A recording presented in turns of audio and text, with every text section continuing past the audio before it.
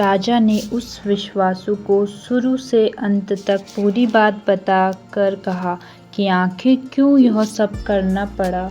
फिर राजा ने उनसे अपने स्वप्न और फिर जगन्नाथपुरी में सागर तट पर मंदिर निर्माण की बात कह सुनाई।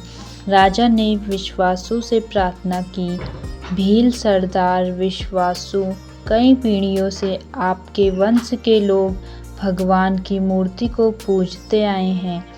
भगवान के उस विग्रह के दर्शन सभी को मिले, इसके लिए आपकी सहायता चाहिए। ईश्वर द्वारा भेजे गए लकड़ी के कुंदे से बनी मूर्ति के भीतर हम इस दिव्य मूर्ति को सुरक्षित रखना चाहते हैं। अपने कुल की प्रतिमा को पुरी के मंदिर में स्थापित करने की अनुमति दो। उस कुंदे को तुम स्पर्श करोगे तभी वह हिलेगा। विश्वासु राजी हो गए। राजा सपरिवार विश्वासु को लेकर सागर तट पर पहुँचे। विश्वासु ने कुंदे को छुआ। छूते ही कुंदा अपने आप तैरता हुआ किनारे पर आ गया। राजा के सेवकों ने उस कुंडे को राजमहल में पहुंचा दिया। अगले दिन मूर्तिकारों और शिल्पियों को राजा ने बुलाकर मंत्रणा की कि आखिर इस कुंदे से कौन सी देवमूर्ति बनाना शुभदायक होगा। मूर्तिकारों ने कह दिया कि वे पत्थर की मूर्तियां बनाना तो जानते हैं, लेकिन लकड़ी की मूर्ति बनाने का उन्हें ज्ञान नहीं।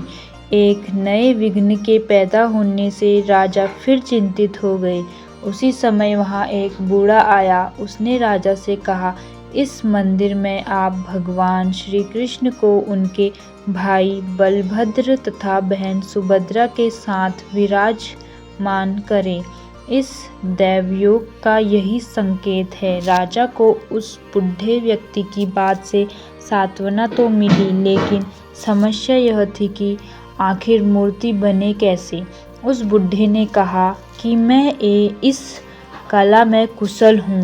मैं इस पवित्र कार्य को पूरा करूँगा और मूर्तियाँ बनाऊँगा, पर मेरी एक शर्त है। राजा प्रसन्न हो गए और उनकी शर्त पूछी।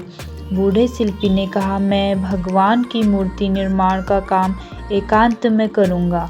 मैं यह काम बंद कमरे में करूँगा। कार्य पूरा करने के बाद मैं स्वयं दरवाज़ा खोलकर बाहर आऊँगा। इस बीच कोई मुझे नहीं बुलाए।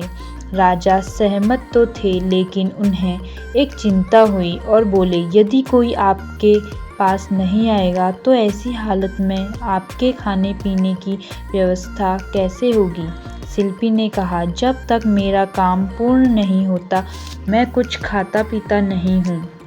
राज मंदिर के एक विशाल कक्ष में उस बूढ़े शिल्पी ने स्वयं को 21 दिनों के लिए बंद कर लिया और काम शुरू कर दिया। भीतर से आवाज़ें आती थी। महारानी गुडीचा देवी दरवाजे से कान लगाकर अक्सर छेनी हथौड़े के चलने की आवाज़ें सुना करती थी। महारानी रोज की तरह कमरे के दरवाजे से कान लगाए खड़ी थी। 15 दिन बीते थे कि उन्हें कमरे से आवाज़ सुनाई पड़नी बंद हो गई। जब मूर्तिकार के काम करने की कोई आवाज़ न मिली तो रानी चिंतित हो गई।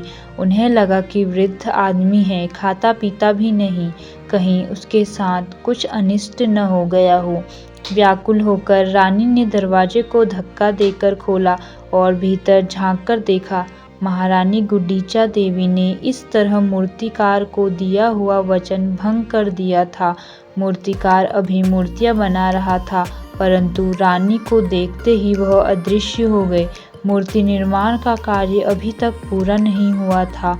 हाथ पैर का निर्माण पूर्ण नहीं हुआ था। वृद्ध शिल्पकार के रूप में स्वयं देवताओं के शिल्पी भगवान विश्वकर्मा आए थे।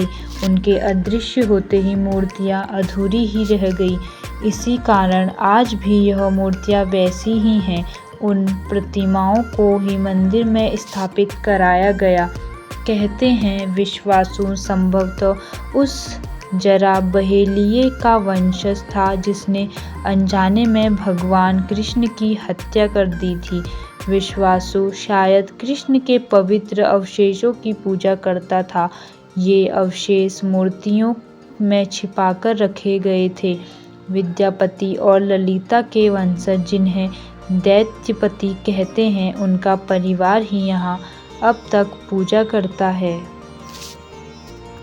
तो दोस्तों, आपको यह कथा कैसी लगी, लाइक करके ज़रूर बताएं और ऐसी ही बहुत सारी कहानियों, कथाओं और जानकारियों को सुनने के लिए मेरे चैनल को सब्सक्राइब करें। धन्यवाद।